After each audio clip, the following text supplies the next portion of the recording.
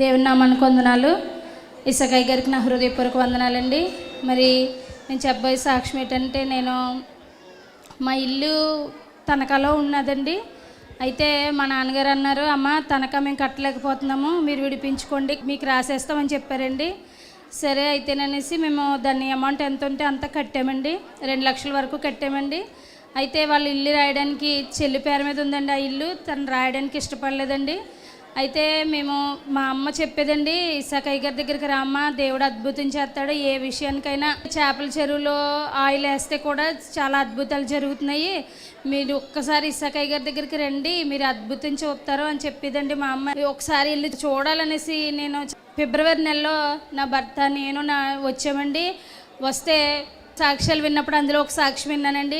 ఆయన అంటున్నారు, నా చిన్నతనం నుంచి ఉన్న కేసు ఇప్పటికి నా ఇల్లు నాకు వచ్చింది అన్నారండి. ప్రభువా, ఇది నిజమైతే నా జీవితంలో కూడా నువ్వు అద్భుతం చేయి ప్రభువా. మరి నా ఇల్లు, నేను డబ్బు కట్టిన ఇల్లు కూడా నాకు రప్పించేలాగా నువ్వు సహాయం చేస్తే నేను సాక్షిగా ఉంటాను ప్రభువా, నేను నమ్మి ఇక్కడికి వచ్చాను అని మరి ఆ లైన్లో నించుని అయ్యగారి దగ్గరికి వచ్చి ప్రార్థన చేసుకున్నాను. అరటిపండు ఇచ్చారండి నా భర్త కోసం, నా కోసం. మరి మేము ప్రార్థన చేసుకున్నామని నా బిడ్డ కోసం కూడా ప్రార్థన చేశారండి.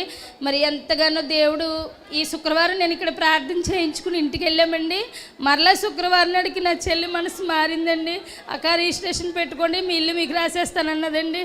వెంటనే దేవుడు అద్భుతంగా ఇల్లు నాకు రాసేసారండి. మరి దేవుడు ఇక్కడికి వచ్చిన తర్వాత చాలా చాలా అద్భుతం అండి.